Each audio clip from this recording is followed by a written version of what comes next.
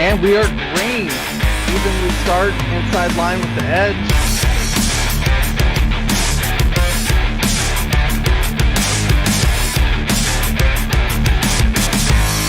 Mark Jackson just slower than Wesley Hollander. Drivers around the corners as long as they hit the... Yes. Off lid.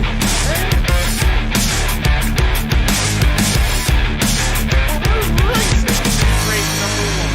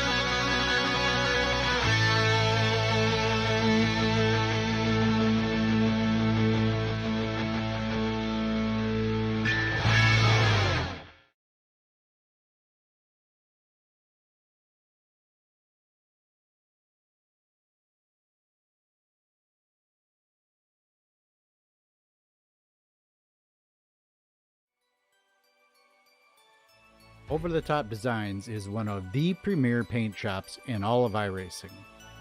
Do you need a special paint scheme for a new season, series, league, or special event?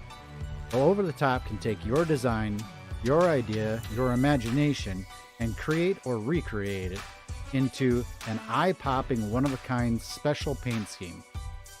While we're speaking of one-of-a-kind, Over the Top offers the ability to capture that special moment, paint scheme, or accomplishment in iRacing by creating it into a custom die-cast. Over the Top also offers custom logos, banners, and even hero cards. So go see John and the crew at Over the Top Design for all your needs. You can check them out on Facebook at Over the Top Designs. And remember, don't just look good, look over the top.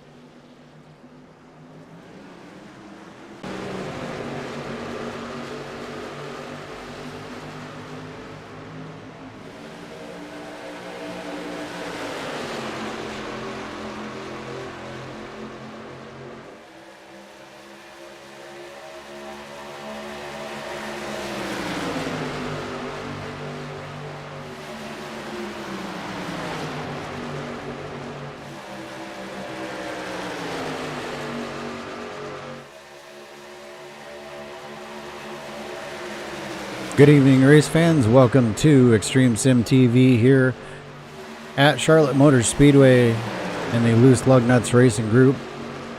Truck Series Back the Blue 143 up here in the booth tonight. Got myself, Ronald Klein, and my co-broadcaster for this evening is going to be Jeff Merck. Jeff? What's up there, Mr. Ronald? Another fine night up here in the booth. All right, let's, as these guys are running around and doing some practice laps here, we'll talk about last week a little bit and kind of see who the threats were and what we can expect to see tonight, possibly. Yeah, I mean, I think your cream always going to rise to the top, especially at these mile and a halfers. You know, your Justin Michaels, Michael Jeans, Scott Patton, Travis Browder, all the guys, all the usuals. This is a fun track to race these trucks at. It's almost flat out all the way around.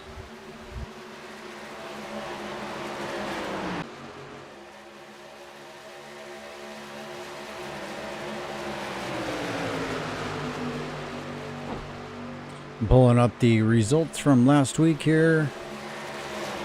I do have them. I just lost them behind another screen. So last week when we were at Texas Motor Speedway for our season opener, we had a total of 6 cautions for 23 laps. A few more cautions than we'd obviously like. But the big story of the night was Wesley Holland coming away with the win. Michael Jeans, .133 behind him. Scott Patton, .179 behind him. And then Josh Scott finished 4th, about 1 second back. Travis Browder finished in 5th. Jason Lance, Trent Drum, Jeffrey Wood, Ted Wade, Ray Richer. Pretty solid top 10. I'm kind of looking through the field to see if there's anybody down here. Justin Michael actually finished in the 19th position, and there was another, Kyle Chadwick. Kyle Chadwick finished in the 21st position. 2 trucks that I would not really expect to be running back there finished 19th and 21st respectively. Kind of shocking to you, Merck, or what's your thoughts on that? Yeah, I mean, Chadwick and Justin Michael is definitely 2 names you don't expect to see at the back. But I think they got tangled up in a couple incidents, and the damage is what put them back there, not really their driving ability. So, I mean, sometimes the luck isn't on your side, and you finish in the back instead of up front where you should be. Very well put. As we get things finished up here in the booth, just setting up some more camera angles and whatnot. We can talk a little more about last week. Definitely not a track that, if I'm being completely honest, that I truly enjoyed. I only ran it once. That was on Sunday night in the Cups, or in the Cup Series, and just was not real happy with my car. Now moving into Charlotte, you got another mile and a half speedway, but totally different in terms of turn 1, turn 2, turn 3, turn 4. Banking is different, a little bit older surface. What do you expect out of tonight? I expect a lot of close racing because simple fact is, I mean, in the trucks you almost hold them wide open. They get a little pushy in 3 and 4. I turned a couple practice laps tonight out there just to kind of get a feel for it. What you're probably going to see a lot when a faster truck comes up to pass somebody, the slower one's just going to move up into the top line, and it's going to make it hard on that truck underneath because you just can't get to run off. Well, they got about 2.5 minutes of practice left. Let's talk about our sponsors for the evening. We got Back to Blue sponsoring the season here. That's an interesting sponsor. I believe you had something to do with that. So why don't you tell the folks out there about Back to Blue? Yeah, I mean, out in the real world, it's become a modern thing now to be like, oh, the police are this, the police are that. A lot of people don't understand. As soon as something goes wrong, the first things people do is pick up the phone and call the police. It's actually like a homage to my grandfather-in-law. He was a lieutenant, retired lieutenant from a city up in New Jersey. He passed away last year at the ripe old age of, I think he was 93 years old, and he was a great guy. My father-in-law is a retired police officer. My wife has a couple of cousins that are retired police officers. I have the utmost respect for police officers and any first responders, really. This is a salute to all those guys that wake up every morning, throw on the badge, and go out and protect and serve. Don't think because there's one bad cop that they're all bad. There's bad apples in everything that goes on today. So if you see a cop out there, walk up, shake his hand, tell him you appreciate the hard work he's doing, and hope he gets home safe. And while we're on that topic, do the same with a veteran. Veterans are the heartbeat and the backbone of this country, in my opinion. I am a veteran myself. But those older gentlemen that walk around with some kind of cap on signifying that they were military, they truly do enjoy you taking a second out of your time to just say thank you for your service. We've got about 40 seconds left. With that, we're going to use that time to talk about another major sponsor in our league, Over the Top Designs. Seen the commercial. We'll throw the commercial up again tonight. The saying is, if you want to look your best, don't settle. Look over the top. Over the Top Designs can do pretty much anything with a paint scheme that you've got in mind, whether it be for road course racing, all the way through every division of iRacing, any car. John and his crew over there can handle it. So go check them out at Over the Top Paints and Designs, at Over the Top Designs on Facebook. Checkered is out. We're getting ready to go qualify.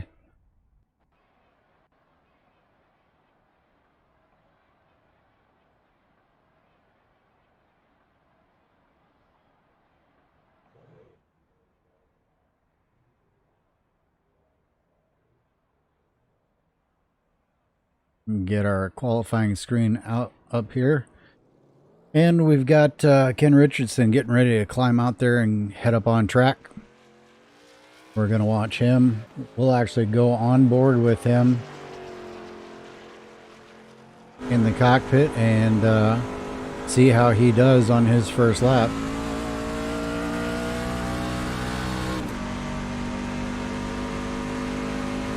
Yeah, and here I done messed around and forgot I was in the wrong room, so I can't see it live. I'm having to watch the broadcast. Because I came in as a driver. I came in as a driver, so I can't see you. I can't see him qualifying. All right, there's the green flag for Ken Richardson. He takes her up, doesn't get quite up to the wall into one, keeps it down on the line. Ooh, drifts off the bottom just a little bit. I believe that's going to cost him a bit of time. Up against the wall, coming out of 2. A nice run down the backstretch. He'll arc it down into 3. Very slight lift. Oh, might have gotten down there a little too soon. Losing a little bit of front grip. Truck seems to be extremely tight tonight as he crosses, and he will end up second on the board. Very impressive for not really running the best line, in my opinion. Second lap looking much better. Don't know if the tires are going to say that it's better, but we'll stay on board with him and see what he can do here as we enter turns 3 and 4. Gets it right down that white line, back into the throttle, coming out of 4 up against the wall. Nice clean lap, And we'll see where that lands him on his second lap, see if he can improve his time. And he does. He moves up about a tenth. We'll go ahead and jump out there and see if we can catch Justin Michael. Put it on the pole with his first lap. Not going to be able to get in a second lap because it doesn't look like he... well, it just doesn't look like he's going to be able to get a second lap in. We'll see Travis Browder will jump on...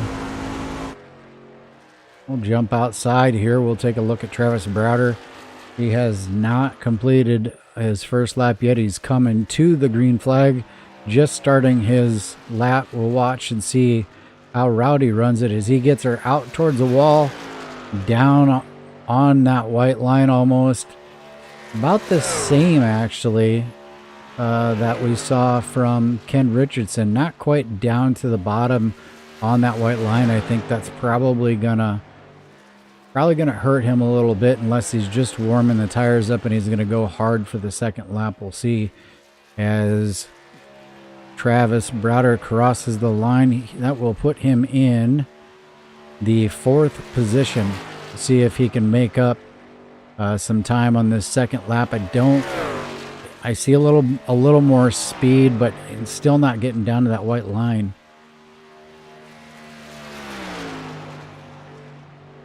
As he goes through 3 and 4, still not down on that line. Don't believe he's going to be able to knock off Justin Michael, but stranger things have happened.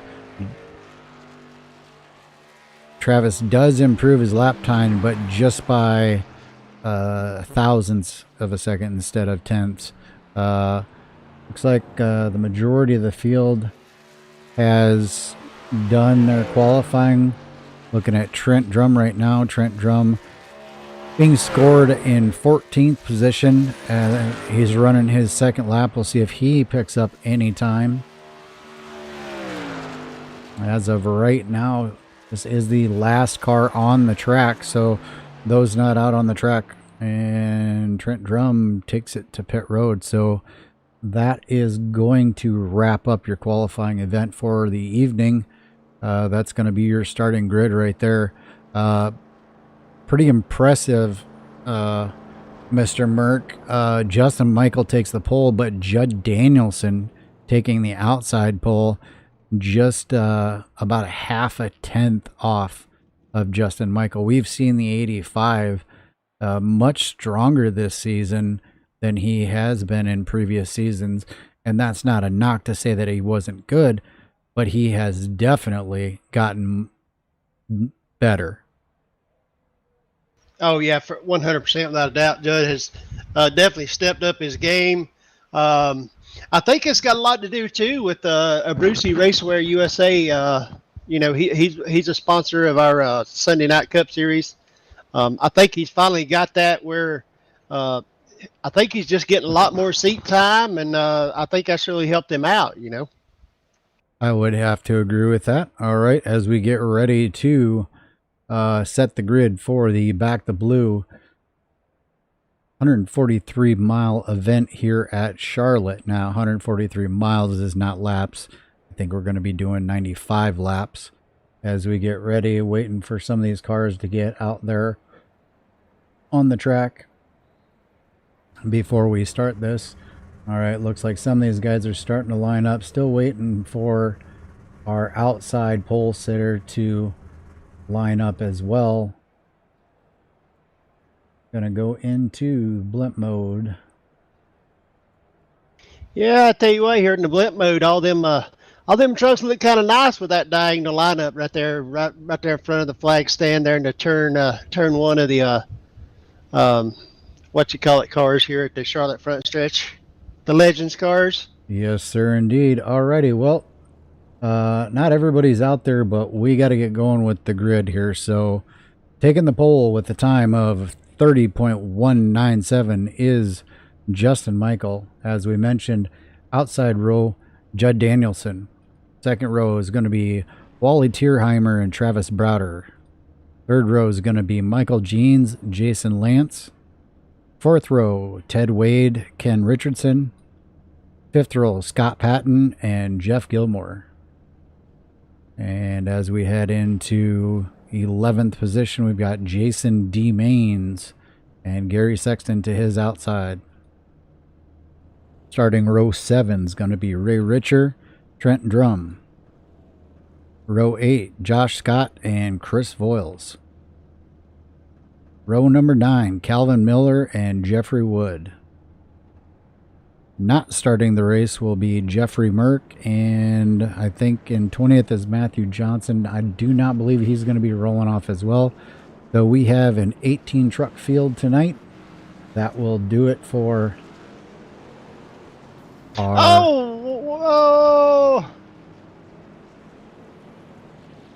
It looks like we had some, we had a little firework. Oh, looks like old Michael Jeans had the old black screen of death there on the computer, and he smacked the outside wall.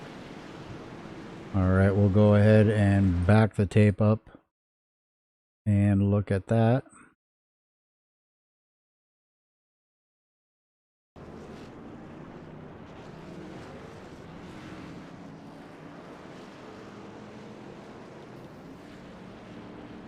Very unfortunate incident there. No fast repairs. That truck is damaged, and he is going to have to put up with it as we go back live. Get ready to go green flag racing here. That is definitely not something you want to do on a warm-up lap. We have seen that happen in the past. Michael Jean's going to be in trouble here at the beginning of this race. This is a very aero-dependent track. As we get ready, pace car ducks on down. We're getting ready to go loud here. Waiting. Green flag's about to come out. Green flag is out. Justin Michael gets on that loud pedal, and here we go. 143 miles, 95 laps. Who's going to lead the first one? Justin Michael leads him into turn 1. Gets down next to that white line. Justin trying to pull ahead of Judd Danielson. Judd Danielson not wanting to let him get clear. It's a great run on the outside. Not going to get back even with him. That's going to allow the number 75 truck of Wally Tierheimer to creep up in that second. I was going to say second position, but Judd Danielson coming on strong as he comes out of turn 3 and 4. Dead heat, dead even with Justin Michael. My nose. Judd Danielson leading your first lap. Judd Danielson driving hard on the outside, going to take it. He's going to take that position away from the 87. That was pretty impressive driving. Oh yeah, old Judd. Like we said, he's got much better, and he just powered around that 87 car on the outside, and that's not something you normally see. You putting a power move on Justin Michael like that. Indeed. As we are just now completing our third lap, Justin Michael back to the second position. Impressive run from Judd Danielson. We'll see if he can carry that speed throughout the entire run here as Rowdy Browder, we're going to have to get on his car here. He's trying to creep up into the action. He's getting ready to go side by side with the number 75, Wally Tierheimer, in that Del Taco truck. Oh yeah, old Rowdy, he's always in the mix up there, mixing it up. Judd, he's pulling, getting pretty good gap through the corners. He better be careful. He's gonna burn up that right front, and he's gonna go from the front to the back if he ain't careful. Well, the good part about that is that's how you learn. You know, sometimes it's trial by fire, and for him being out there, out in front, leading laps, you know, we've all talked. These are the types of things that you're going to have to do if you're going to run up front. You got to learn how to run up front. So if he gets up there and doesn't burn the tires up, makes us look like fools. I mean, I don't know how hard he's pushing it. I really don't. So I'm not going to say he's burning up his tires, but Justin Michael is closing that gap back in just a little bit. We're going to go look a little further back at a driver that I'm very impressed with this year. Had the chance to look at him last week for the first time. Jason Maines in that number 2 truck. He started in the back. I don't know if he just didn't get a good qualifying effort or he chose not to qualify, but Jason Maines is currently being scored in 11th. We'll see throughout this race here if he can move his way up. Take a look at the number 08 of Michael Jeans. That damage does seem to maybe not be hurting him so much. He's in a good spot. He's kind of in a pack of cars. Do you think that that's helping him, Merc? Yeah. If I know old Jason, he's probably just sitting back there in a rocking chair, just riding. Here probably when we get to about lap 10, 15, he'll hit the go button, and we'll see what he's really got.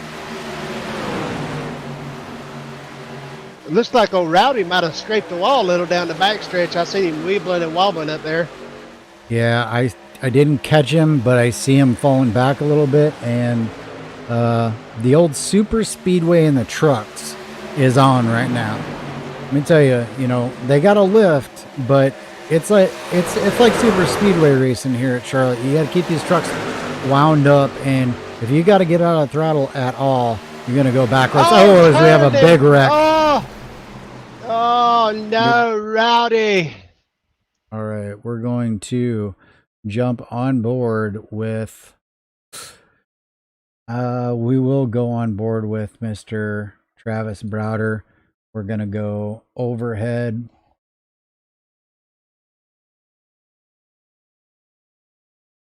And we're gonna push play here. Richardson gets into the wall. Travis Browder kind of follows him. Looked like some unintentional contact there. However, it's still contact. Very unfortunate incident. Looked like he was playing kind of follow the leader. May have unintentionally gotten into the wall. And I was going to say, did you see a lot of net code in between Browder and the Del Taco machine there? I did not slow it down very much. I just showed the replay. So you're Jeffrey Merck, you're saying there might have been some net code there? Yeah, because it looks like they had about 1.5 feet, 2 foot between them, and then the old right rear pushed in on the Del Taco machine, and it turned into the wall. I'm thinking we might have had some net code there. Copy that. So possibly net code. Y'all can make up your minds out there in YouTube land. Pretty interesting development here. Not that it's not been seen before, but the 85, the 87, all those guys, they stay out. They only have a couple set of tires in the pits. Got 95 laps. Only got 10 laps on these tires. The boys up front said, nah, we're going to stay out. So, not sure exactly who all did pit. I can go through Trent Drum, Ken Richardson, obviously Wally Tierheimer is in, going to get damage fixed. Crandell, Michael Jeans, I bet he got that damage repaired that he got during his warm-up lap. Ray Richard pitted. Jason Maines pitted as well. Now I wonder, it looks like Jason Maines in 8th position was the first one to pit. I'm wondering if maybe some of those guys did it just repair damage versus taking tires, take some fuel and yeah, get some damage fixed. I was thinking fuel for sure, but what I want to do is I'm going to jump down here and I'm going to grab Mr. Judd Danielson and I'm going to bring him up here and see where he has found the magic. Copy that. We're getting ready to bring up the race leader here. In the meantime, we'll just be patiently waiting while I... Mr. Judd Danielson, it's Mr. Merck up here in the booth. You got a copy? Hey, buddy. How are you? Hey, man, I am wondering where you found the magic sauce for that driving career. All of a sudden, you're up front. I thought it was since you got that little business of yours up and going so good, you got all that extra time for seat time. That's where you found all your speed. Well, I don't think so. It keeps me pretty busy. But I think Justin just said, he's going to do the old Justin Michael deal and sit back and I'm just waiting for him. That's all. I'm just waiting for him. I know he's going to come up here and clobber me and take it over. But it's fun to get out front. He was cool about letting me have that groove, and nice to get some laps led finally. So, yeah, I don't know where it's coming from, guys. I'm just trying to work the craft a little better and see how this thing turns out. Well, I'm going to jump in real quick because this is not some charity deal where Justin Michael is just going to let you run out front. You're obviously doing things differently. You are faster. We've seen it all last week, and it's continuing into this week. So congratulations on finding some things and getting faster. It's been pretty interesting. I know it's only 10 laps, but we were enjoying watching you run up front and talking about some of the other cars throughout the field. Yeah, thanks, Ron. Appreciate it. It's been, a little learning curve the last couple years, and I think that, I just told myself I'm going to stick around. I'm going to race with these guys. I'm going to learn from them, try to figure out some of the things they're doing. But at the end of the day, you still got to get in the cockpit and race. So if you don't know what you're doing, you're going to wreck yourself, one of the others. At this point, I just appreciate being up here with some of these guys because all of them are so good. All of y'all so good. So it is what it is. I got to take it while I can. All right, Judd, man. Well, we appreciate you coming up here sharing a word with us. You're probably getting ready to go back green. I just like that power move on the outside you pulled on them up front. Looked good from where I was sitting, and we'll put you back down in your channel unless you lead some more laps. All right, Jeffrey. Thanks, buddy. Appreciate it.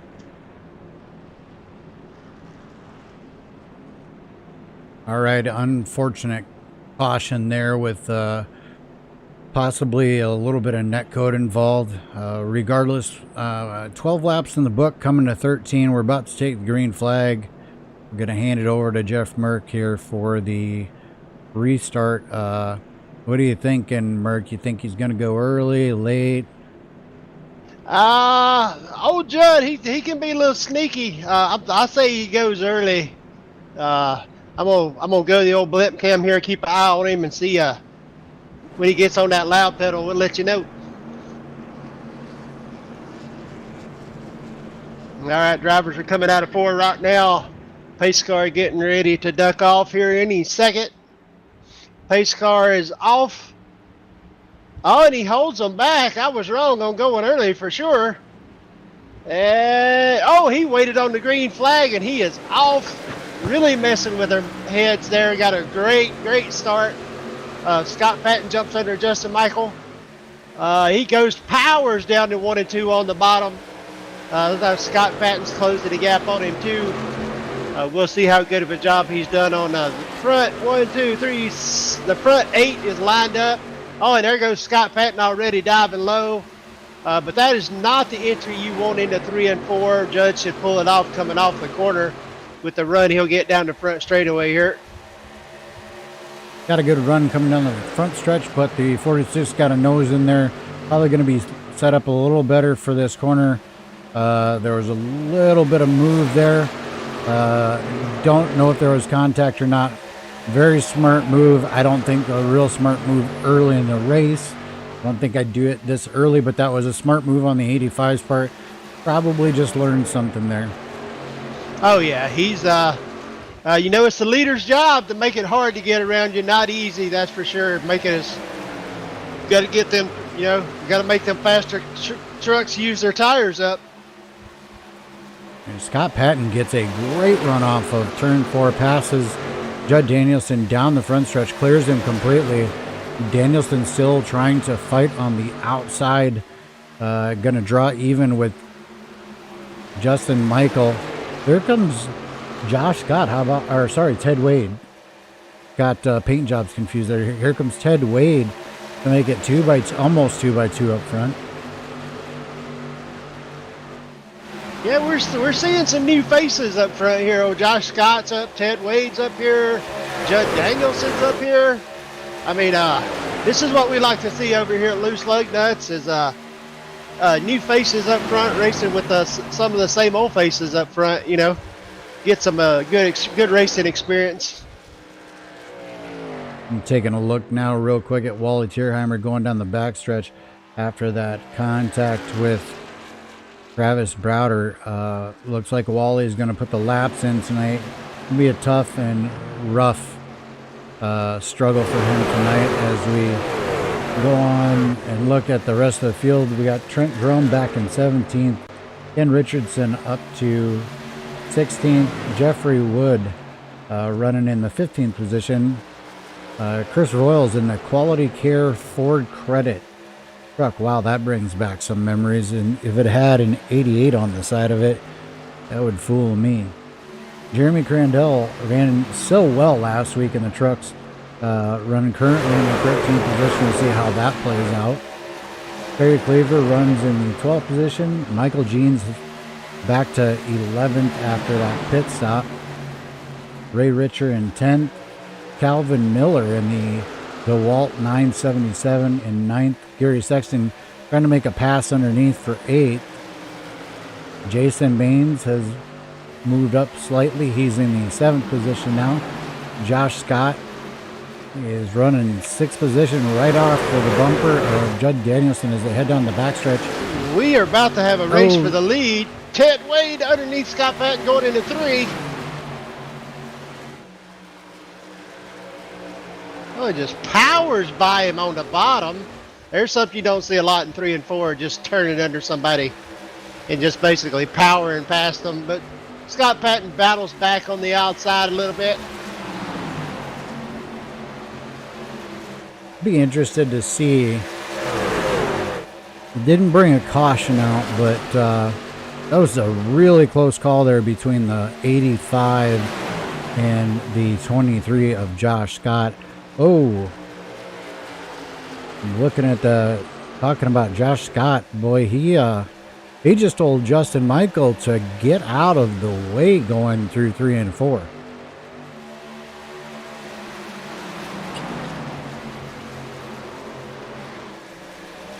Got one up in the wall. Up, got a wreck.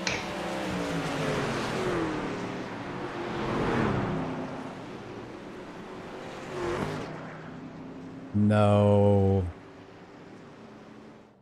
It's Judd Danielson. Oh, no. We're gonna The rewind announcer's curse. it. All right, going down the front stretch here. Oh, I'm not sure. I don't like doing multiple replays. I'll do one more time here. I'm going to go ahead and do a little bit different view, and we will go. Yeah, it looked like netcode once again, folks. I was close racing, but that looked like netcode. I can't confirm it. Y'all can make the decision for yourself. Yeah, I got the same thing on mine, Ronald. There's 3 feet between those cars, and Judge, it just knocks him sideways. I mean, they weren't even moving toward each other, and it kicked him sideways. Very unfortunate for our ex-race leader. Judd Danielson was running so strong. Well, we got 22 laps in the books. Are we coming to pit? We're coming to pit road. Well, no, we're not. The top 3 come in. A few stay out, and then a few more come in. So, a little bit of strategy getting played here.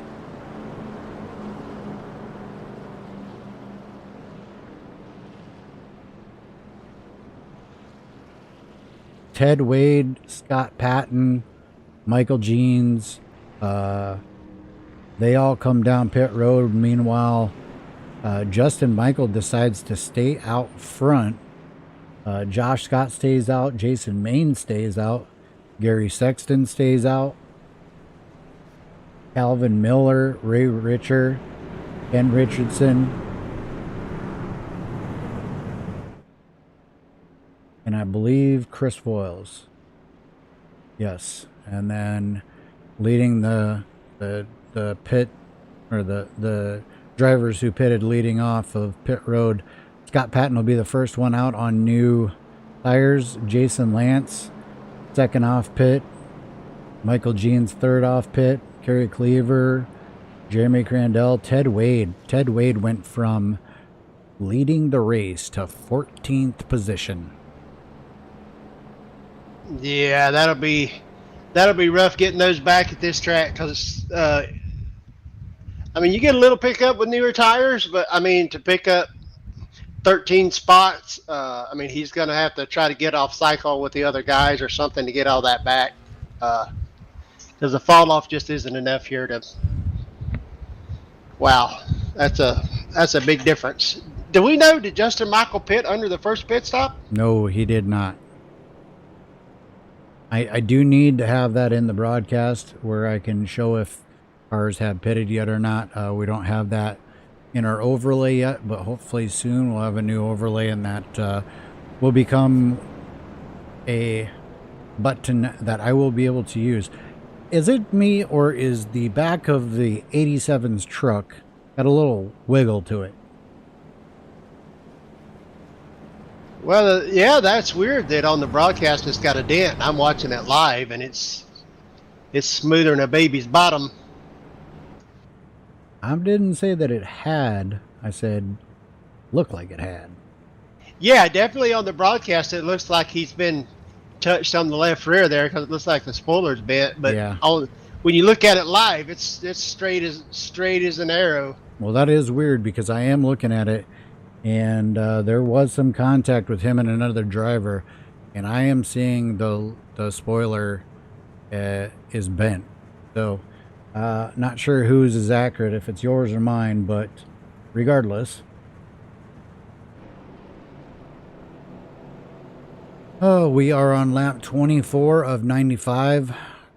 Pace car lights are still on. We will be back in just a moment.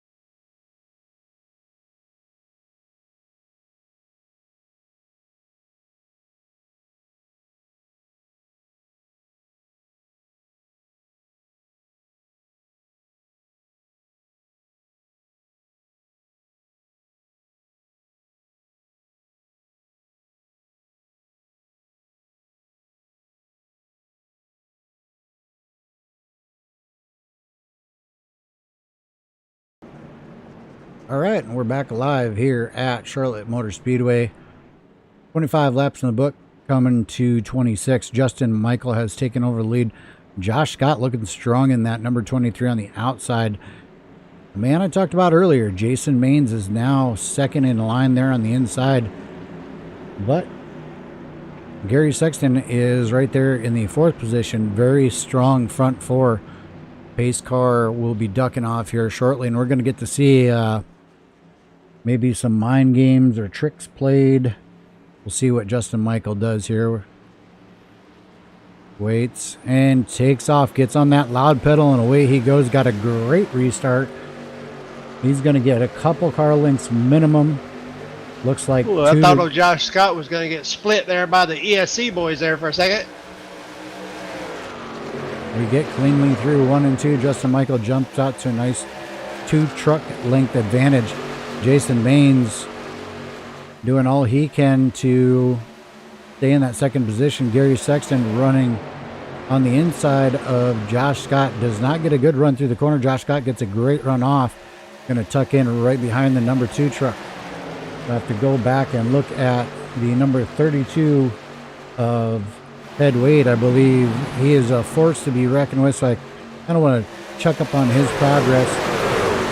I'm not sure exactly where he restarted, but he's currently in 11th position. We'll see if he can pick any spots up. As Merck said earlier, it's a bit difficult here to pass, so probably going to take a long green flag run, see who rises to the top, so to speak.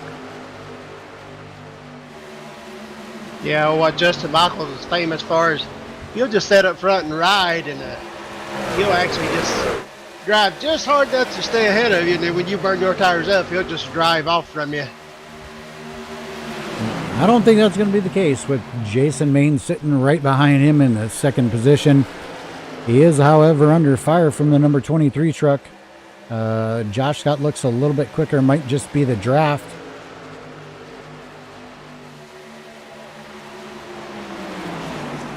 As we go through 1 and 2 on lap 29 of 95. Not a lot of movement out there. But I will say this. Gary Sexton's making a move right now on Josh Scott. I was going to tune the cameras to somebody else, but just happened to see Gary Sexton out of the corner of my eye. Duck down to the inside. He's got a great run going down the front stretch. Going to try to get past that 23, get clear of him as they go down into turn 1. The 23 down tight on the door. Going to hold the number 13 down. Can't get around him just yet.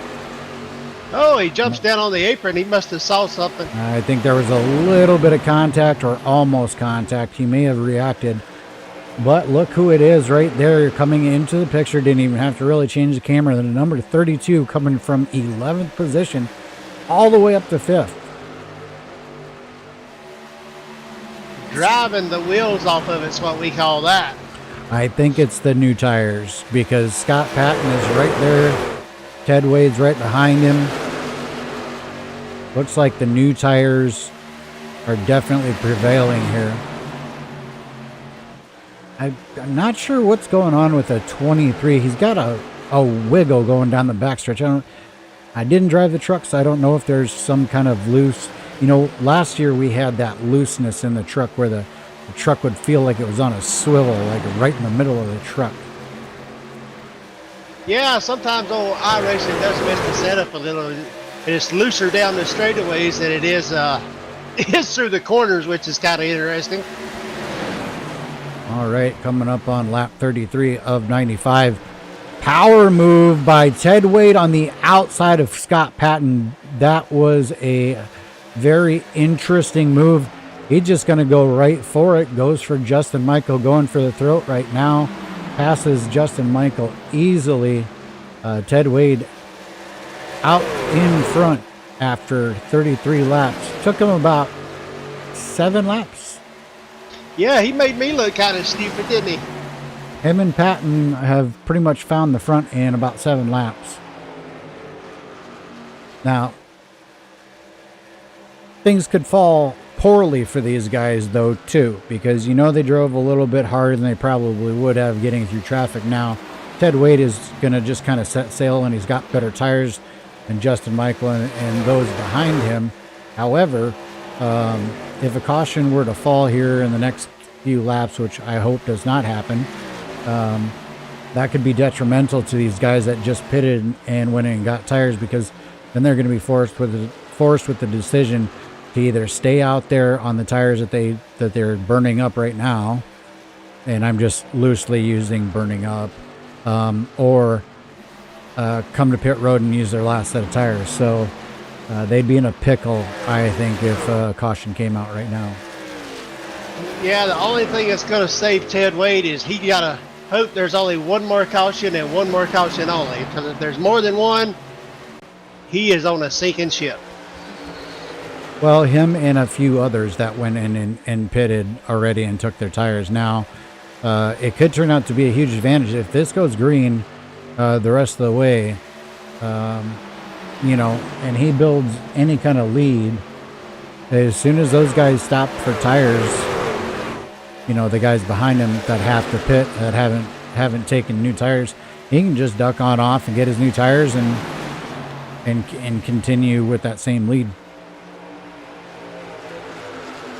My strategy as a driver would be run it on my tires. Even if the guys behind me stop, I would stay on the track.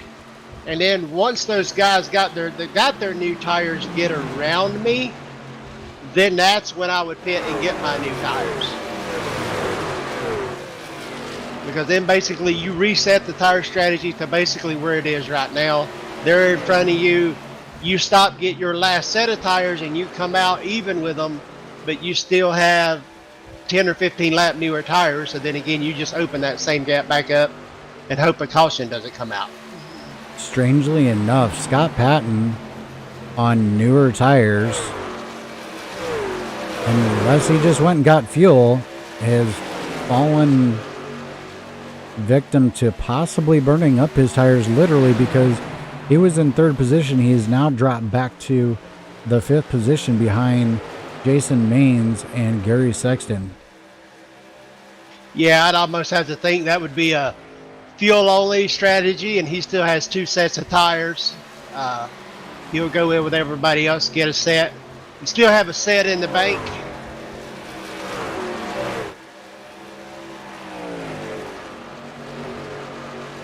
But on a more heavier note, I know we're supposed to be doing a race broadcast here, but we both have a dear friend named Kent Conley just got some really bad news about some health issues. some of his iRacing friends have put up was a GoFundMe page to raise some money for him. So if you have the ability, you can go over to the Loose Lug Nuts Facebook group. If you're a member and can afford to donate anything, please do that. Kent's a great guy. There's also a link over at iRacing Flea Market. So if you can get over there and donate to a great guy that needs some help, we'd greatly appreciate it. And I know Kent Conley would appreciate it. He's a great friend, and I hope he gets better soon.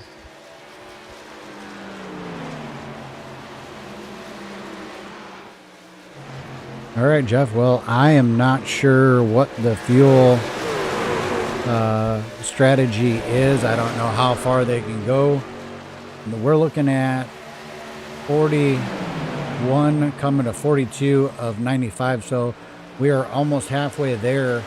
And there here goes comes Jason Maines Maines, and Justin Michael going down pit road right now.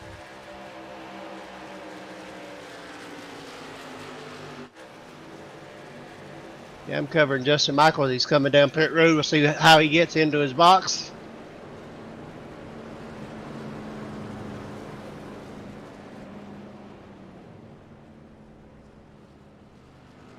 Got my eyes focused on Jason Maines. We'll see if he gets on and gets off clear. I'm sure he will.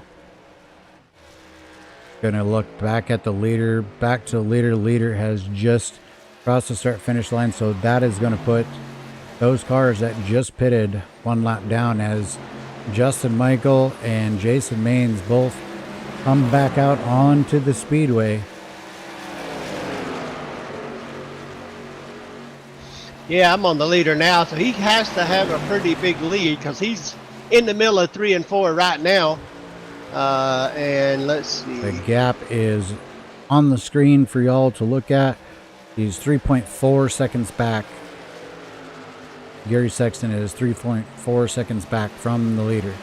Scott Patton is right there with Gary Sexton. I gotta think I might agree with you on maybe he did just get fuel. I don't know. Judd Danielson with a really busted up truck. I know that there's a couple of people that pitted, but with a really busted up truck is still out there in 5th position right now. Yeah, that's because he's really off sequence with the other drivers when he got all his damage fixed. He'll be dropping like a rock here. Well, the big question is, will we stay green? If we stay green, how long is it going to be?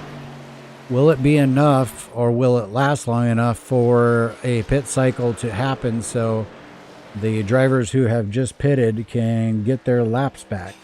That is the burning question. Well, I know this. If it stays green, and hopefully this is not the announcer's curse, Ted Wade is sitting in the catbird seat because he only has to stop one more time. And I think the other guys, if they can only run 41 or 42 laps, they're going to have to run it almost all the way dry on old tires, and Ted Wade will run another 10, 15 laps or whenever those guys get past him, and then he'll get his tires, and then unless the other guys short pit it and try to make up the ground.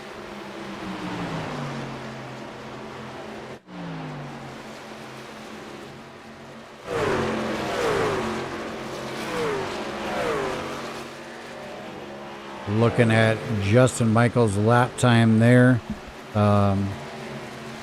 He just ran a 31.195. Ted Wade is running 32.335. So about a second difference. So it takes about 30 seconds to get around here within 30 laps. If that held true, Justin Michael would unlap himself. Or would put, maybe not unlap himself. He'll probably unlap himself sooner than that because, excuse me, in relativity, Ted Wade just crossed the start-finish line and Justin Michael just crossed the finish line. So there's probably about 4 seconds behind right now. So Justin Michael with a chance to unlap himself if caution does come out. That'll put him back on the lead lap, and if a caution were to come out, he'd at least be on the lead lap now. I hope that doesn't happen. I like to see this go green so we can see the strategies and all that kind of play out, see how things are, how the tire strategies and fuel strategies play. Scott Patton making a move to the inside of Gary Sexton, using the 87 kind of as a way to get past Sexton. Jason Maines making his way past. Ted Wade is in a whole different zip code right now. 4.5 seconds now over Jason Lance.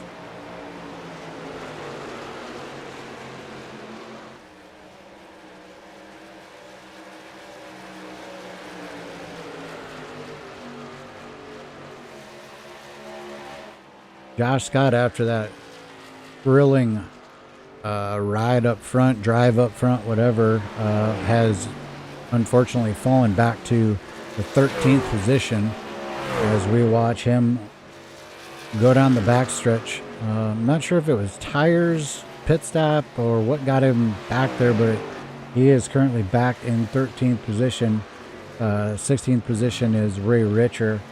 Just going to kind of bounce around. Jeff Wood up to 5th position. Got Danielson in 6th position there. Jason Lance starting to fall off. Is now 5 seconds back. Looking at the 87 truck of Justin Michael in relationship to Ted Wade, you can see it there.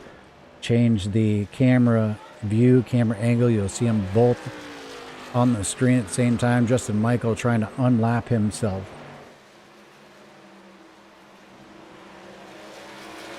Gary Sexton now being shown 1 lap down. That means he's pitted. He has pitted. He's coming out right now. Gary Sexton deciding now was the time.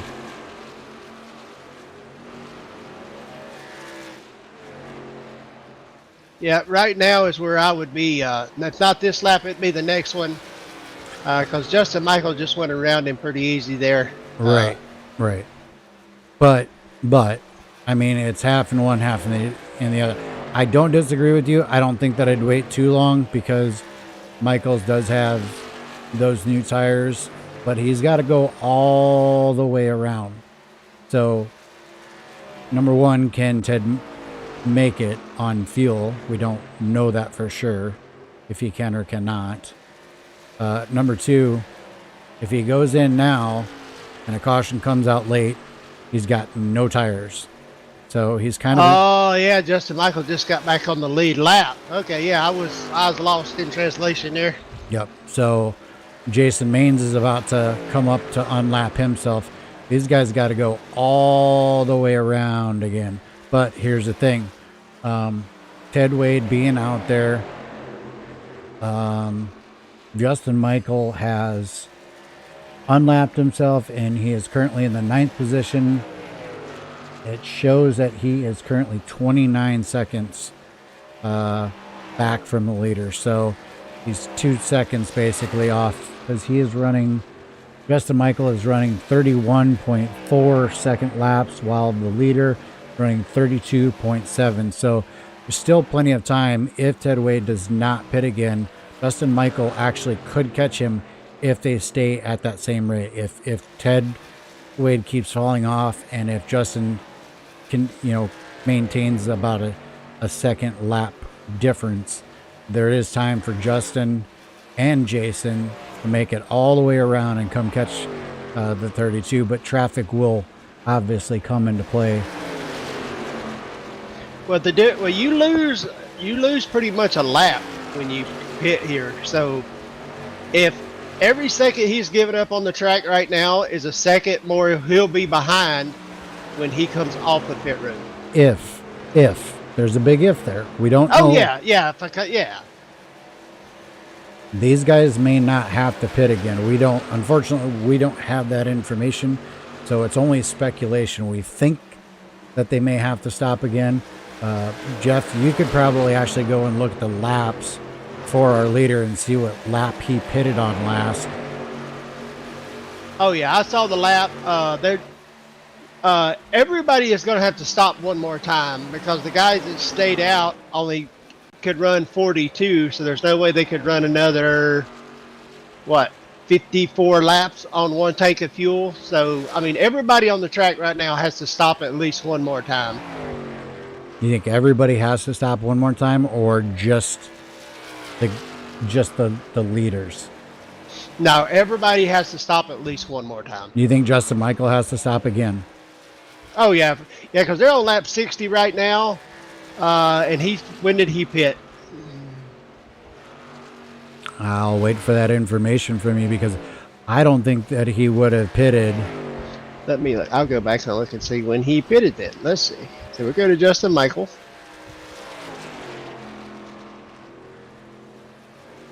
Oh, Ted Wade just announced he's going to go down pit road this time. So we are focused on Ted Wade. We're going to watch and see if he does indeed come down pit road. And he is coming down pit road. See if he gets it on to pit road nice and clean. Does seem to get on there. Gary Sexton will get his lap back. He just passed the leader. Scott Patton, Jason Lance, they've both stayed out. And for sure, everybody's going to have to pit again because Justin Michael pitted at lap 42. So there's no way he's going to be able to run 53 laps on a tank of fuel. He pitted at lap 42. Correct. All right, here comes more of the leaders. He may have pitted early, though. He may have decided that it was time, that he was within his window to make it to the end if he stopped at that point. You understand what I'm saying? Maybe he had enough fuel to go further. Again, I'm just coming up with different scenarios. I don't know for sure. Oh, yeah. I know what you're doing, but I don't, even in the best case scenario, I mean, even at 100% fuel load, I don't think we could run almost over 50 laps in the trucks. That would be right on the boundary, and we'd run 70% fuel here. I'm just going back to see when Patton pitted. We're going to be somewhere right around the same number, I'm pretty sure. He is on pit road right now on lap 62. I believe it was his 62 that he came in.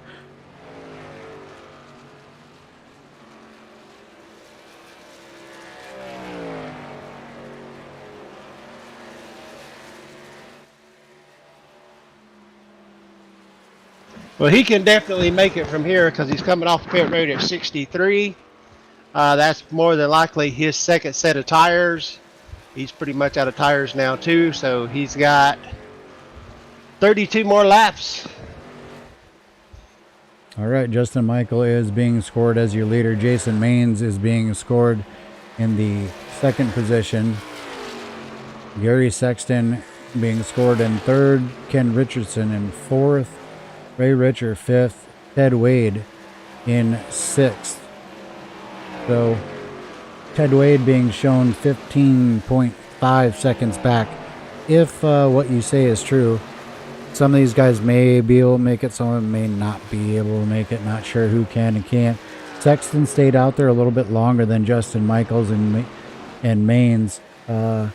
Definitely benefited by pitting a little bit earlier on his tires. We'll see how that plays out when it comes to going head-to-head with Ted Wade after a few laps. See if he can make up any time. Ted Wade currently 14 seconds back off the leader. Yeah, I'm interested to see what, because I'm showing 14.778 the gap on the last lap. I want to see how much he knocks off per lap. I would assume that it's going to be about a second or so. That's kind of the trend with the way that these guys are split on the pit strategy. Each one of them, they lose about a second a lap. Yeah, over a second and a tenth a lap. So in about 13, 12 laps, Ted Wade's going to be eating Justin Michael's lunch here. So And Justin is out there on older tires. The newer tires that are coming around him, not necessarily for track position in terms of losing first place, but track position in terms of them getting their lap back, unlapping themselves from Justin Michael. He can't put up much of a fight, even though he is the leader. He's just kind of giving them the line and letting them go.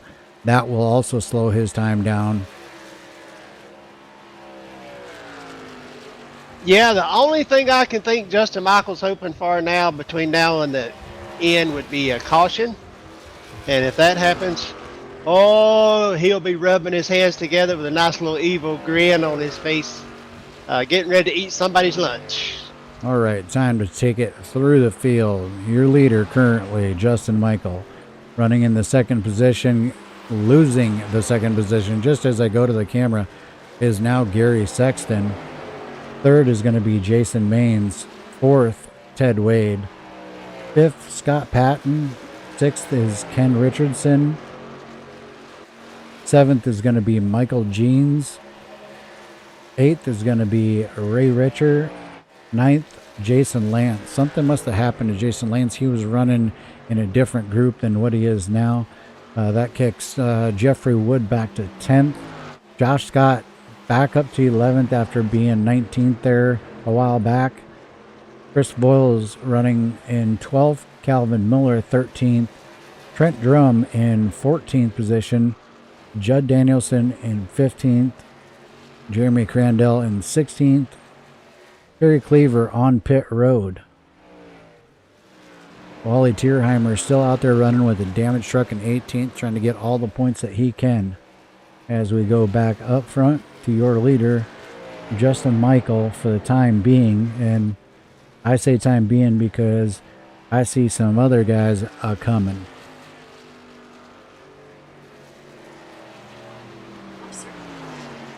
Yeah, old Justin, he's just out there. He's just riding right now, hoping and praying. He sees a little yellow handkerchief in the flagman's hand, and then he's playing the long game, but he needs help at this point. You think so? Oh yeah, because he still has a tight set of tires in the bank. Guys on new tires right now. There's 24 laps to go. Gary Sexton's got it down to 3.9. Ted Wade's got it down to 7.2 from, and he just knocked it down to 5.9. So now it's like 1.3 seconds a lap. Say he stops, loses almost a full lap. He would probably come out 15, 16 seconds behind the leader and there's only 23 laps to go right now. If he can't make it, he'd benefit by stopping now. Exactly. The longer he stays out, the more ground he's losing to the new tires that are behind him, which right there was a second and a half that lap. So put on your crew chief hat for a second. If you're seeing this unfold and you've got 20 some laps to go, either you're making it and you're going to deal with these guys passing you, and you're just going to, it's going to be what it is. You're going to finish where you finish if you can make it on fuel. If what you're saying is true and he cannot make it on fuel, you got to come get the tires now, right? I mean, every lap that you're out there, you're losing time. And I understand you're hoping for this caution, but if it doesn't come and you got to pit at the end. Yeah, you're at the mercy. Yeah, it's going to hurt you. Like you said, if I put on my crew chief hat and that's my driver out there driving around, I have the radio keyed up every lap. If I know I can't make it on fuel, screaming at my driver to come get 4 fresh tires, please. And after about 5 laps, he don't listen. I'm going to start shooting at his tires as he goes by me on the front stretch, trying to make him come in. Gary Sexton down pit road and back out. So Gary Sexton could not make it. He just pitted. That tells me that Justin Michael cannot make it.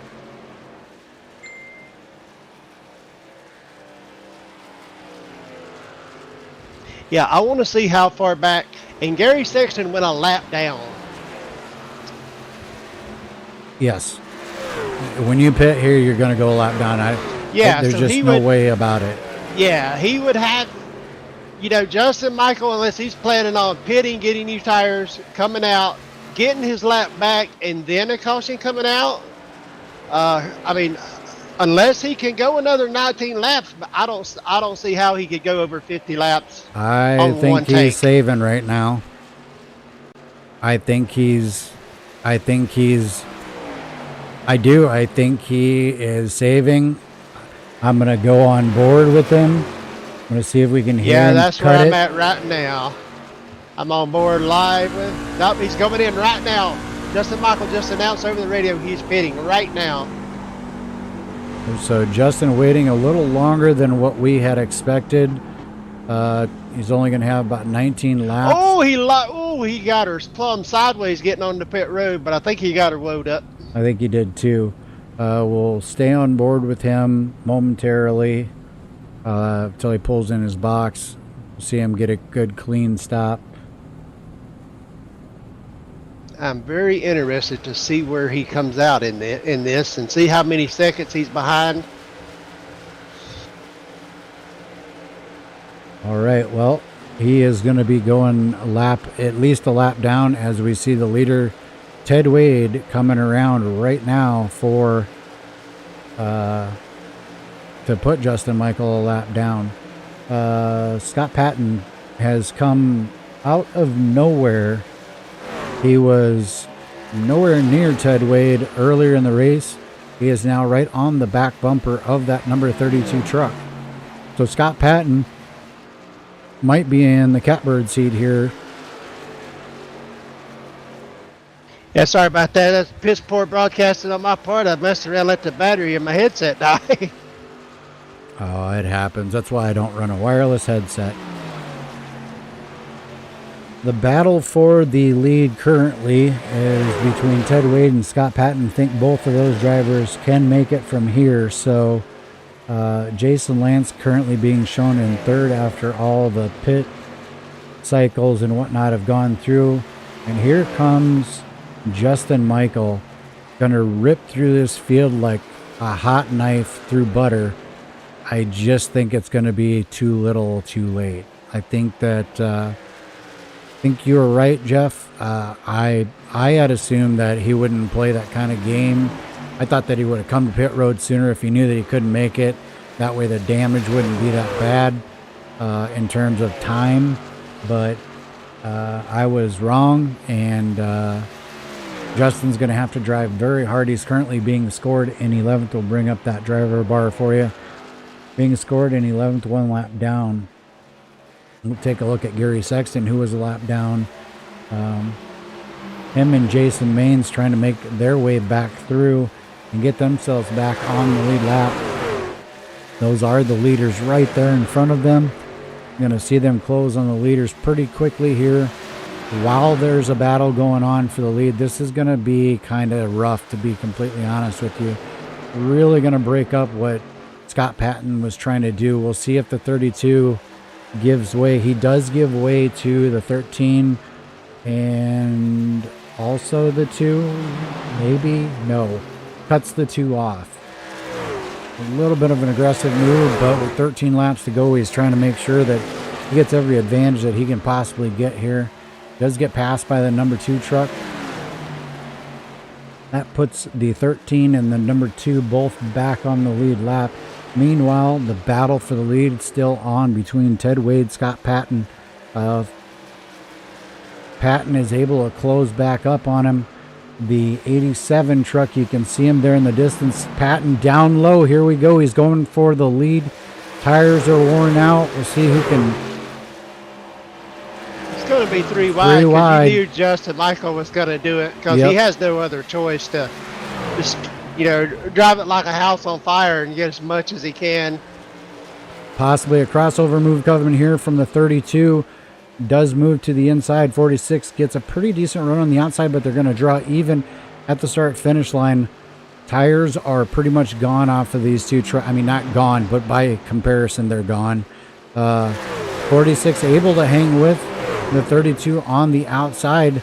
Gets a great run off of 2. right Yeah, up against 'cause the wall. I think Patton has a couple lap newer tires than Ted Wade does. So once he gets out in front of him, as you'll be able to see, he'll probably get away from him pretty easy here. All right, coming to 10 laps to go here in the Loose Lug Nuts Truck Series here at Charlotte. Been a pretty interesting race. We had a couple cautions, or one caution, two cautions, I can't even remember now. Early, it's been green since, been some really good racing. Looked like there was going to be a great race to the end here, but I think unless Ted Wade was holding something back, Scott Patton is now in command of this race, and it's just going to be a matter of how large the gap between first and second is going to be, barring a caution. We need to run through the field here before we get down to a couple laps to go to let everybody know where everyone in the field is. Scott Patton, your leader currently. Ted Wade right there in second place. Jump back about halfway down the backstretch, and you got Jason Lance, Michael Jeans, Jeffrey Wood in the 5th position, Trent Drum running 6th, Justin Michael 7th, closing on 6th. He might be able to get up into the top 6. Justin has gotten by both Gary and Jason, I would say, because of the newer tires. Judd Danielson being scored in the 10th position, Jeremy Crandell being shown in 11th, Ken Richardson being shown in 12th, Ray Richer 13th, Josh Scott 14th, Kerry Cleaver 15th, Calvin Miller 16th, Chris Boyle 17th, and Wally Tierheimer 18th. Travis Browder, Jeff Gilmore have both taken it to the garage. As we go back to the front, take a look at what we have going on between the leaders. Gaps opening up a little bit here, Merc. Yeah, old Scooter Scott Patton has got that Stone River Northeast Motorsports Museum out front, and right now he's just sitting in the rocking chair hoping he don't see that yellow hanky fly between now and the next 5 laps. I'm sure old Dick Bergeron's smiling seeing that Northeast Motorsports Museum truck out front.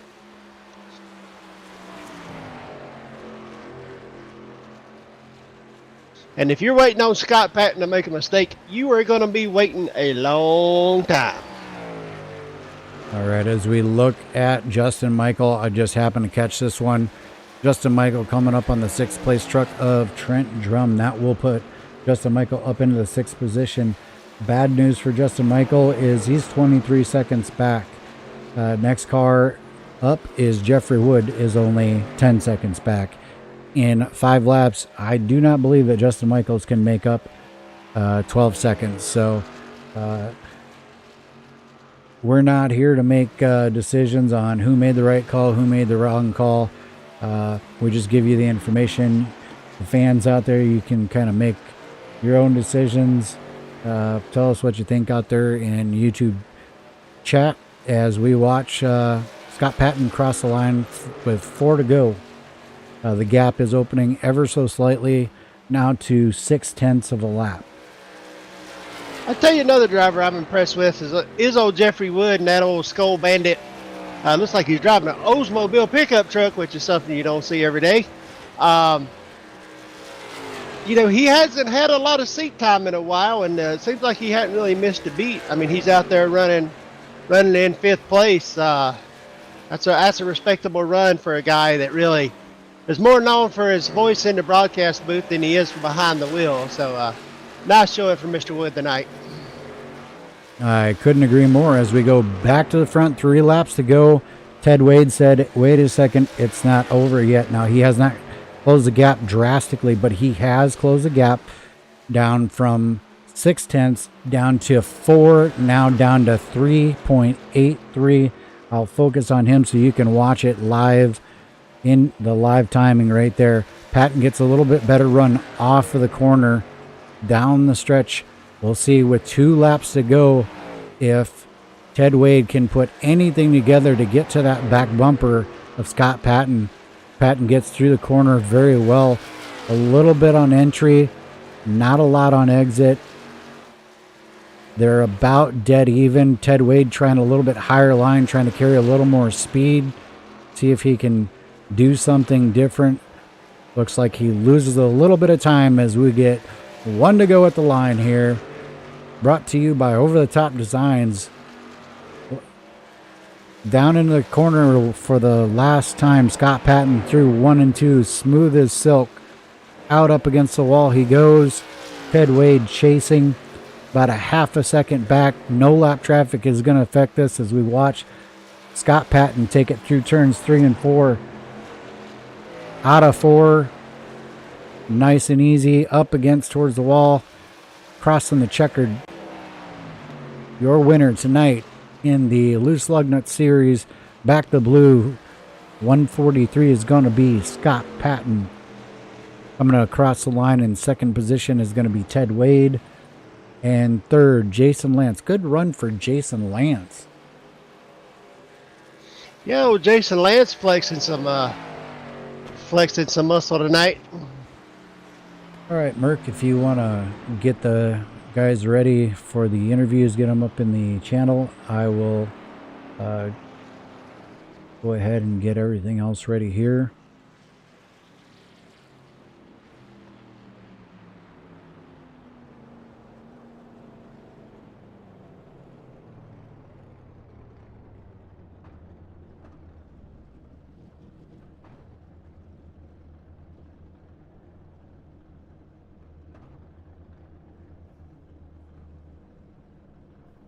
All right, looks like we are ready, set, and go here for our interviews. Gonna go ahead and bring in Jason Lance. Jason Lance, this is Ron and Jeff up in the booth. You got a copy?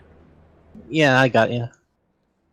All right, well, 2 weeks in a row we're talking to you. Now, I don't remember if it was Thursday or Saturday that I talked to you, but 2 weeks in a row, I've talked to you after the race or post race. Pretty good run out there tonight. Yeah, I thought I could have ran with those guys. If I had a track position, maybe I would have had a shot at it. Well, it was definitely an interesting strategy slash strategy, whether it was pitting for fuel versus tires, what have you. Did you have a set of tires left over? Yeah, I had a set of tires. When we got that caution, that first caution, it was like within 10 laps, so it didn't make any sense to go in and pit. Copy that. Well, strategy worked out for you in your favor tonight. You come across third. Anybody out there that you'd like to give a shout out to? Thanks, anything like that? This league for always putting on a great show, and always having good sponsors, and the guys over at Christian Racing that they're watching, and of course one of my fans, Travis Brower, is about my only fan I can think of. All right, well, copy that. Congratulations on a third place finish tonight in the number 86 car. Hope to see you out here next week. 10-4. Hopefully, I'm getting more of a fan base. I'm getting a lot better at this. Copy that. All right, and coming up in second position is going to be Ted Wade. We're going to let Jeffrey Merck go ahead and grab this one. Mr. Ted Wade, how is it going tonight, buddy? Oh, it's going pretty good. How you doing tonight? Man, did you think he had him there with the tire strategy, or was it more of a coin flip? I kind of anticipated everybody else taking tires at the beginning there, and they didn't. So I was just hoping for no more yellows. Yeah, as broadcasters, we was up here doing a lot of, what's going to happen if this happens? What's going to happen if that happens? I think if a caution would have came out there at the end, Justin Michael would have been in the catbird seat, but unfortunately it stayed green, and you gave Mr. Scooter Scott Patton a run for his money. How was that truck driving tonight? Oh, it was driving great. It was a lot better than what I thought it was going to handle. Running in practice, seemed like tires fell off, but I kind of just followed behind everybody tonight, and it drove pretty good. So were you flat-footing it early in the run, or were you kind of breathing it and kind of trying to save your tires for late in the run? I was breathing on it there. When was like 30 laps in there with that yellow. Since I knew everybody else didn't have tires, I think I still had 80% left on the right front at the end of that long run. I saved him a good bit, but that last run, she was done. That was all it had. Yeah, them laps get to dwindling down. You get kind of hard on that right front. Anybody you want to thank tonight? Sponsors, friends, wives, girlfriends, family? No, I just like to thank Loose Lug Nuts and you guys for putting on the series. It's fun racing with y'all. Yeah, speaking of that, I just reminded myself I want to give a big shout out to my wife in there watching the broadcast. I let her know I love her and I appreciate her letting me come out here and do what I like to do to unwind after a long day at work. Hun, I appreciate it. Love you. And I'll be in there here shortly. All right, that is your second place finisher tonight, Ted Wade. Congratulations on the second place finish. All right, thank you guys. All right, and the man of the hour, bringing up our winner, Scott Patton. You got a copy on us. I got you. All right. Well, I'll start the interview and then I'm going to let Jeff finish it. You showed some strength throughout the race. You never really made it all the way to the front that I can remember. Maybe you did lead early, but did not expect when all of the pit cycles finished. I really didn't have the cameras on you and Ted while the pits were cycling around, while everything was happening. And then lo and behold, everything comes around and I'm like, okay, time to focus on Ted. And boom, there's Scott Patton. I'm like, oh, wait a second. Ted's not running away like he did earlier. So talk to us a little bit about the race itself, how it evolved, and how you found yourself there in second place with just 30 laps to go or 20 some laps. I think it was around 20 some laps to go when we focused in on you guys when Justin Michael pitted.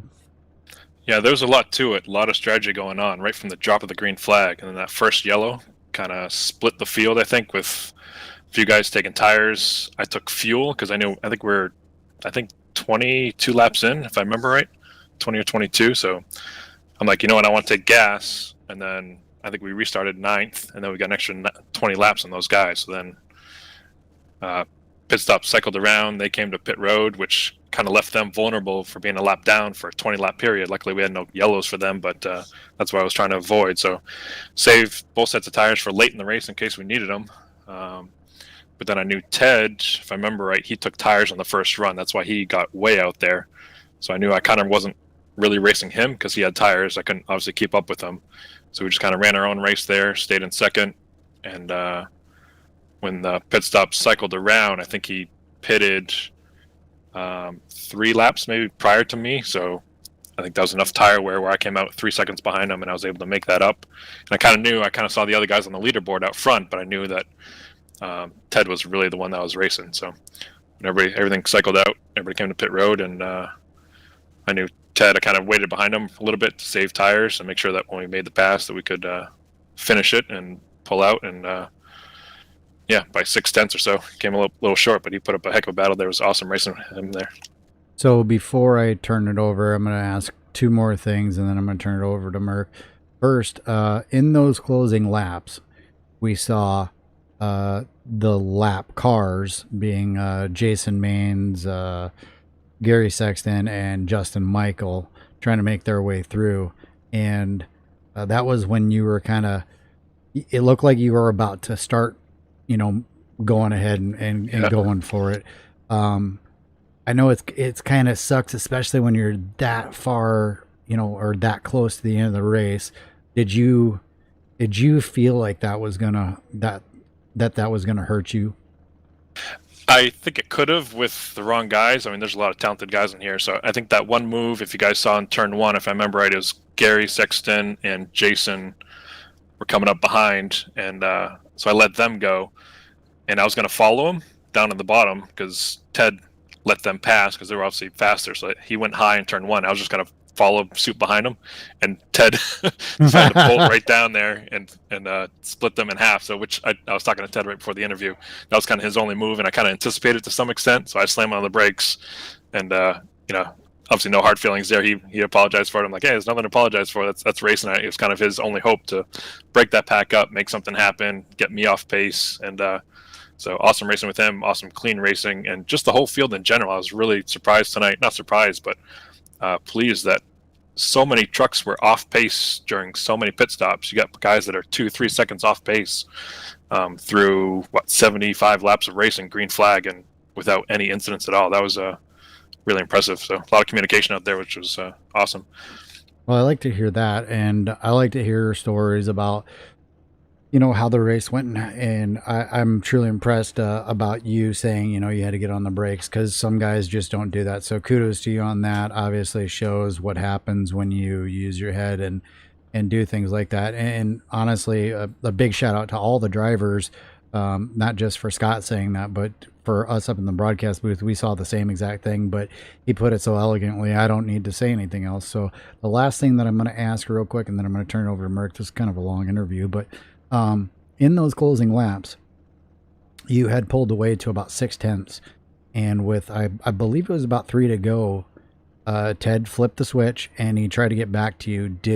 Are you the type of driver, and this is not me trying to find out any information, this is just generically asking you a question, are you the type of driver that you look in the mirror, watch your relative, or are you just a front, do you just kind of look out the front, or do you do both?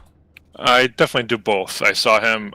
I thought when I made the pass, like I said earlier in the interview, that I want to make sure that I completed it, and my goal was to just pull away and have that be the sealed deal. But he stuck right there, and I was surprised. So with just a couple laps ago, did you notice that he came back to you? Yep.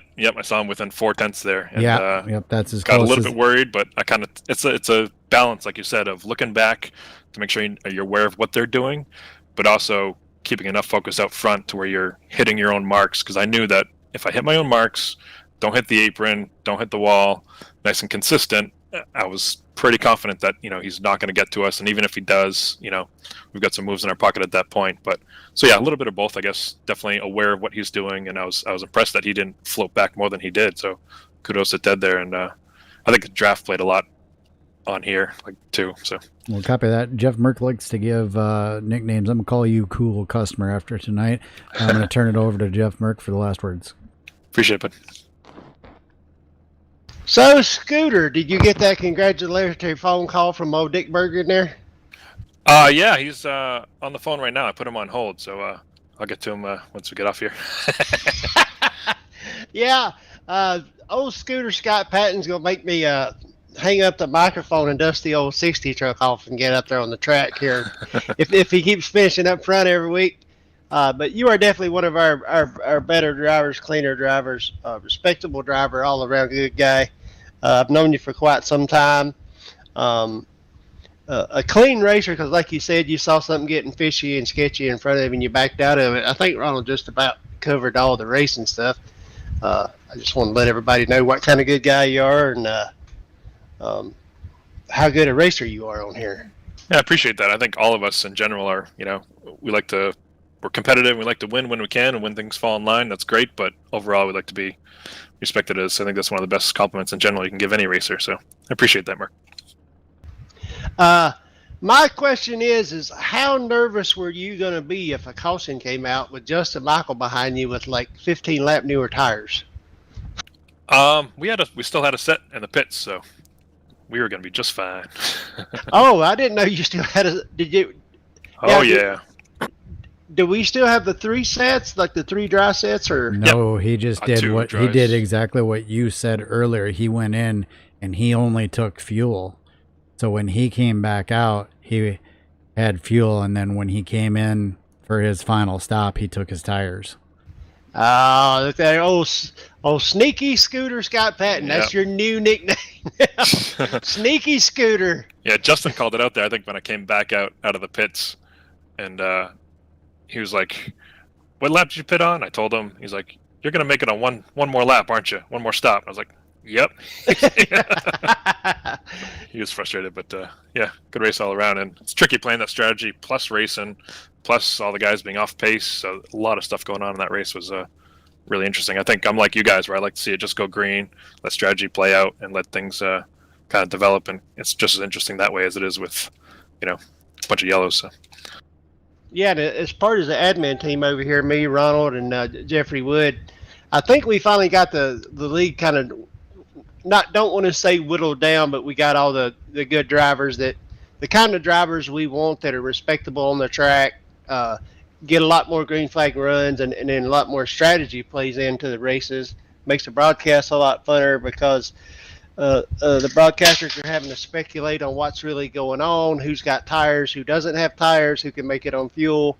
And that's what racing's supposed to be. It's not just the fastest guy wins every week. You have to be fast and have the right strategy too. Yep, definitely agree with that. So, I like those races when they play out with strategy and just, it's even when sometimes when I'm off pace, whether I have damage or something and I'm waiting for either a yellow or a pit stop, I kind of play the other side and put tools in my back pocket and try to be the one sneaking up in the end too, out of nowhere. So yeah, good times all around. All right, that's going to do it for the post race here. Congratulations once again to Scott Patton on winning tonight. It looks like he's got enough fuel. He's going to burn the house down here. Going to let him go. Congratulations, Scott, and see you next week. Appreciate it, Ron. All right, well, we're going to run through the finishing order real quick. I had flashed it before, but we're going to run through it really quick here. Winning the race tonight, number 46 truck, you see him on your screen there, and the number 46, Scott Patton. Coming across second was Ted Wade. 86 of Jason Lance was third. Fourth, Michael Jeans. And coming across fifth, you had said it earlier, Merc, Jeff Wood comes across in fifth position. Kudos going out to the Wood team there. Justin Michael was able to make it back up to sixth. Gary Sexton was seventh. Jason Maines eighth. Trent Drum ninth. 10th, Ken Richardson.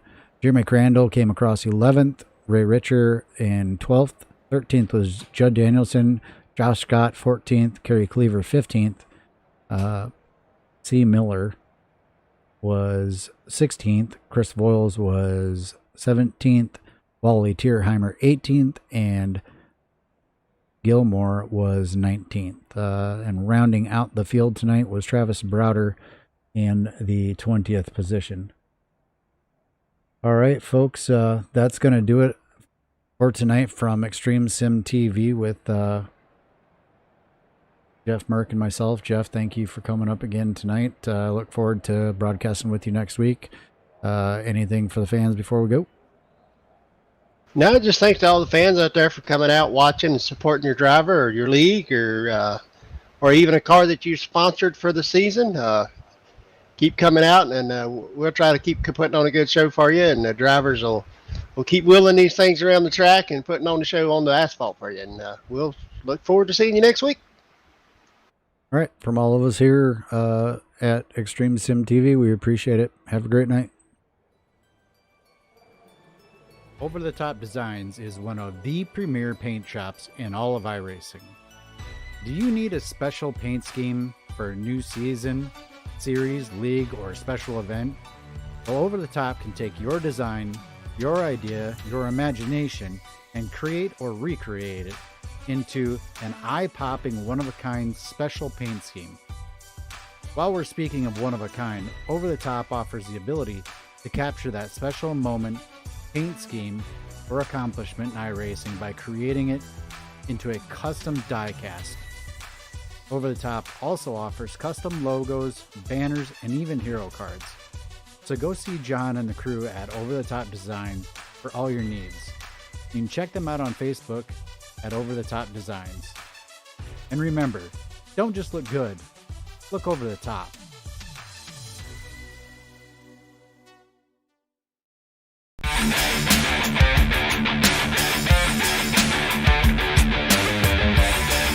And we are green. Even we start inside line with the edge.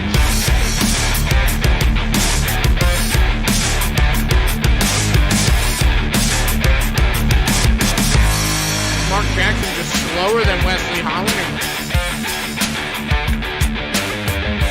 drivers around the corners as long as they hit their. Yeah.